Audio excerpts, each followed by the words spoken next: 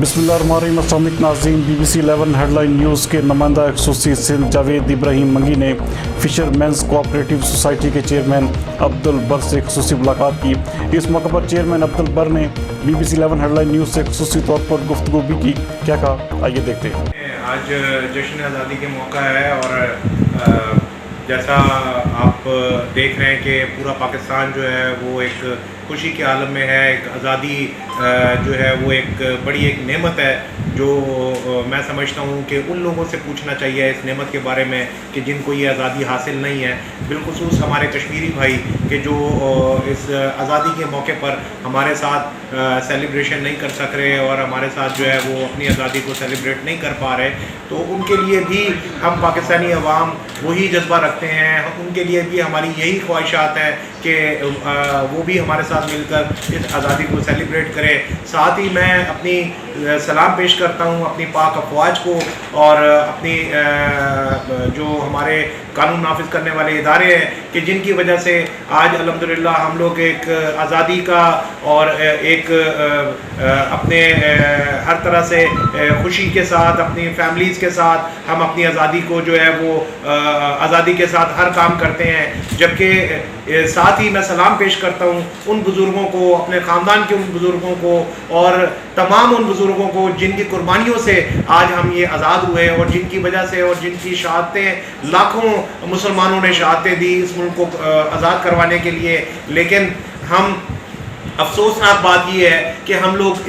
اپنے اس ملک کی قدر نہیں کرتے۔ ہم نے اپنے ملک کو جو ہے وہ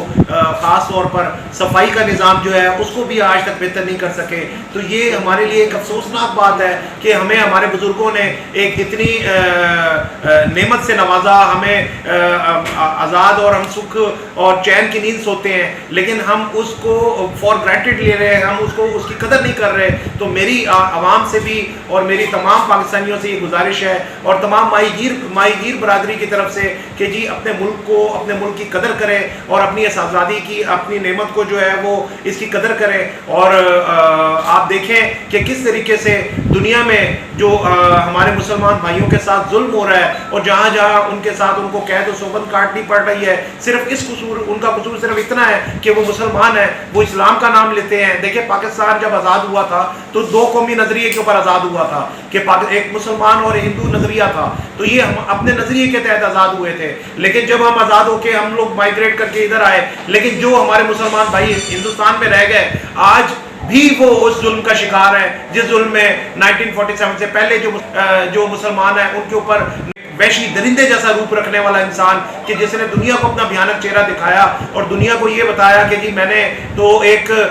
داستان رقم کر دینی ہے ظلم کی، تو یہ ہٹلر کو بھی اس نے پیچھے چھوڑ دیا۔ ہٹلر کا ایک دور میں تو لوگوں کو نظر نہیں آتا تھا، آج تو سوشل میڈیا کا دور ہے، الیکٹرانک میڈیا کا دور ہے۔ آج لوگ دیکھتے ہوئے، جو میں سمجھتا ہوں کہ دیکھتے ہوئے بھی خاموش ہیں، ان کی خاموشی انتہائی مجرمانہ ہے، جس میں میں سمجھتا ہوں کہ یونائٹڈ نیشن بھی اگر وہ اس طرح سے اس پہ آواز نہیں اٹھاتی تو ہم یہ سمجھتے ہیں کہ وہ اس جرم میں برابر کی شریک ہے۔ اور دیکھیں یہ ظلم کے خلاف اگر آج ہم آواز نہیں اٹھائیں گے تو کل کو ہم بھی اس ظلم کا شکار ہو سکتے ہیں۔ تو خدا را آج اس آزادی کی نعمت کو جو ہے وہ اس کو نعمت سمجھیں، اس کی قدر کریں اور اس کے ساتھ ساتھ اپنے ان کشمیری بھائیوں کے لیے بھی دعا کریں کہ اللہ تعالیٰ جو ہے وہ آئندہ آنے والے سال وہ ہمارے ساتھ جو ہے وہ آزادی کو سیلیبریٹ کریں۔